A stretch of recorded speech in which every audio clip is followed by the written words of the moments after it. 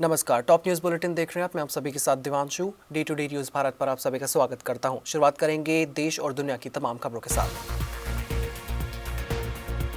प्रधानमंत्री नरेंद्र मोदी शनिवार को असम दौरे पर रहे हुए पहले चबुआ एयरफील्ड पहुंचे, फिर वायुसेना के C-130 विमान से डिब्रूगढ़ आए। उनका विमान मोरन बाईपास पर बनी इमरजेंसी लैंडिंग फैसिलिटी पर उतरा, जो चीन बॉर्डर से करीब 300 किलोमीटर दूर है। यहां पीएम ने ब्रजपुत्र नदी पर बने भास्कर वर्मा सेतु और IIM गुवाहाटी के अस्थायी परिसर का उद्घाटन किया। पूर्णिया के सांसद पप्पू यादव 7 दिन बाद बेउर जेल से बाहर आए। माननीय कोर्ट ने उन्हें 3 मामलों में जमानत दे दी है। शाम करीब 6 बजे वे जेल से रिहा हुए। माननीय कोर्ट ने निर्देश दिया कि सुनवाई के दौरान उन्हें व्यक्तिगत रूप से उपस्थित होना होगा। बाहर आकर उन्होंने कारोबारी खेमका हत्याकांड में गलत एनकाउंटर का आरोप लगाया और नीट छात्रा के लिए लड़ाई जारी रखने की बात कही। माननीय सुप्रीम कोर्ट के मुख्य न्यायाधीश जस्टिस सूर्यकांत रोहतक पहुंचे। उनका हेलीकॉप्टर बाबा मस्तनाथ यूनिवर्सिटी में उतरा, जहां पंजाब एवं हरियाणा हाई कोर्ट के जजों और प्रशासनिक अधिकारियों ने स्वागत किया। बाद में वे MDU पहुंचे और एक गेट का उद्घाटन किया। इस मौके पर उन्होंने कहा कि उनका प्रोफेशनल करियर यहीं से शुरू हुआ और युवाओं को मेहनत और ईमानदारी से आगे बढ़ने का संदेश दिया। अमृतसर एयरपोर्ट पर कस्टम विभाग ने 1 किलो 640 ग्राम नशीला पदार्थ बरामद किया, जिसकी अंतर्राष्ट्रीय बाजारी कीमत करीब 1.64 करोड़ बताई जा रही है। बैंकॉक से आए यात्री के व्यवहार पर शक होने के बाद जांच की गई। स्पॉट प्रोफाइलिंग और बैगेज स्क्रीनिंग में ये बरामदगी हुई और आरोपी को गिरफ्तार कर लिया गया। बाराबंकी में माफिया मुख्तार अंसारी के शूटर शोएब की दुबई उर्फ बॉबी की दिन दिहाड़े हत्या कर दी गई। शुक्रवार दोपहर वह लखनऊ से बाराबंकी जा रहा था, तभी 2 बाइक सवार बदमाशों ने उसकी कार पर 15 से ज्यादा गोलियां बरसा दी। हमलावर वारदात के बाद अयोध्या की ओर फरार हो गए। यूपी विधानमंडल में बजट सत्र का आज 5वां दिन है। राज्यपाल के अभिभाषण पर चर्चा के दौरान मुख्यमंत्री योगी आदित्यनाथ ने ऐलान किया कि 1.6 करोड़ निराश्रित महिलाओं को दी जा रही 12,000 रुपए सालाना पेंशन बढ़ाई जाएगी। 15 फरवरी को वित्त मंत्री सुरेश खन्ना इसका औपचारिक ऐलान करेंगे। माननीय प्रयागराज कोर्ट में शंकराचार्य अभिमुक्तेश्वरानंद के शिविर से जुड़े यौन शोषण मामले में फैसला सुरक्षित रख लिया गया है। अब तय होगा कि FIR दर्ज होगी या फिर मामला खारिज किया जाएगा। आशुतोष महाराज, जो इस केस में खुद वकील हैं, ने माननीय अदालत में कहा कि 2 शिष्यों ने उनसे शोषण की शिकायत की थी और निष्पक्ष जांच की मांग की। सुनवाई के बाद वे भावुक होकर माननीय कोर्ट से बाहर निकलते हुए दिखाई दिए। तमिलनाडु के सलेम में तमिलगा वेत्री कजगम प्रमुख विजय की रैली में 37 वर्षीय समर्थक की हीट स्ट्रोक से मौत हो गई। पुलिस के अनुसार महाराष्ट्र निवासी सूरज रैली में शामिल होने आया था। सीने में दर्द की शिकायत के बाद वह गिर पड़ा।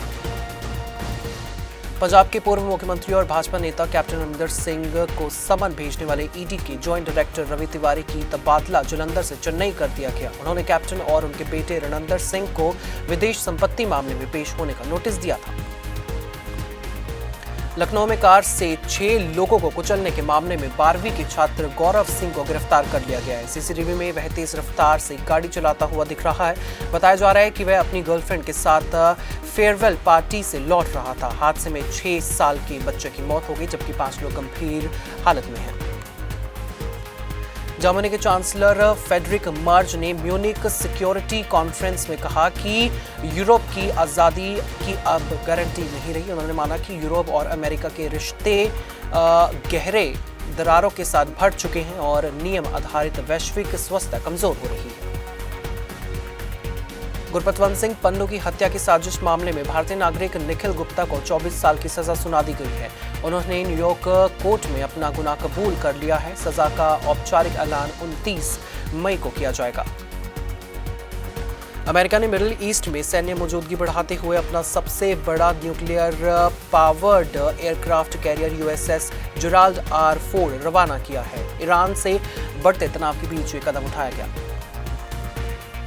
पाकिस्तान के पूर्व मुख्यमंत्री इमरान खान की एक आंख की करीब 75% रोशनी चली गई है। सुप्रीम कोर्ट के आदेश पर हुई जांच में यह खुलासा हुआ है। रिपोर्ट के अनुसार वे कई महीनों से आंखों के धुंधलेपन की शिकायत कर रहे थे। मोदी कैबिनेट ने दिल्ली अंबाला नई रेल लाइन को मंजूरी दे दी है। 194 किलोमीटर लंबी इस परियोजना पर 5,983 करोड़ रुपए खर्च होंगे। इसे यात्रियों और सेना की आवाजाही के लिए महत्वपूर्ण बताया गया है। हरियाणा में 70,000 बुजुर्गों की रोकी गई पेंशन बहाल कर दी गई है। जनवरी की पेंशन खातों में पहुंच चुकी है, जबकि नवंबर और दिसंबर की पेंशन आज जारी की जाएगी। सरकार एरियर भी देगी। पंजाबी अभिनेत्री हिमांशु खुराना को गैंगस्टरों ने 10 करोड़ रुपए की फिरौती मांगते हुए जान से मारने की धमकी दी है। उन्होंने मोहाली पुलिस में शिकायत दर्ज करवाई। पंजाब के बठिंडा में मां पर अपने बेटे और बेटी को जहर देकर मारने के आरोप लगाए गए। बताया जा रहा है कि दोनों बच्चों से उससे दिक्कत थी, उसके प्रेम संबंधों में बाधा बन रहे थे। 15 दिनों के भीतर दोनों की मौत हो गई। पुलिस मामले की जांच कर रही है। बांग्लादेश आम चुनाव में बीएनपी ने 111 सीटें जीतकर बहुमत हासिल किया। पार्टी के टिकट पर 3 हिंदू उम्मीदवार भी जीते।